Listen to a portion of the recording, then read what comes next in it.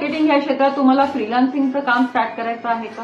जर तुमचं उत्तर हो असेल तर हा व्हिडिओ तुमच्यासाठी आहे. डिजिटल मार्केटिंग या क्षेत्रात वेगवेगळे क्षेत्र उपलब्ध आहेत फ्रीलान्सिंगसाठी. जर तुम्हाला कुठल्याही एका क्षेत्रातलं जर फ्रीलान्सिंग काम स्टार्ट करायचं असेल तर त्या क्षेत्रातलं पूर्ण नॉलेज, सखोल ज्ञान असणं गरजेचं आहे. त्यासाठी मार्केटमध्ये जे पण ऑनलाईन कोर्सेस अवेलेबल आहेत ते कम्प्लीट करणं गरजेचं आहे. दुसरी गोष्ट म्हणजे तुम्ही तुमचं पोर्टफोलिओ क्रिएट करणं गरजेचं आहे. युट्यूब चॅनल असू दे, लिंक्डइन आहे किंवा वेबसाईटच्या थ्रू सुद्धा तुम्ही तुमचा पोर्टफोलिओ क्रिएट करू शकता, जेणेकरून तुम्ही लोकांपर्यंत पोहोचू शकता. तिसरी गोष्ट म्हणजे मार्केटमध्ये अपवर्क, फिवर असे वेगळ्या वेबसाईट्स अवेलेबल आहेत ज्या आपल्याला फ्रीलान्सिंगचे छोटे छोटे प्रोजेक्ट मिळवून देण्याला मदत करतात. त्या वेबसाईटच्या माध्यमातून पण तुम्ही तुमच्या कामाची सुरुवात करू शकता. चौथी गोष्ट म्हणजे नेटवर्किंग आणि सोशल मीडिया.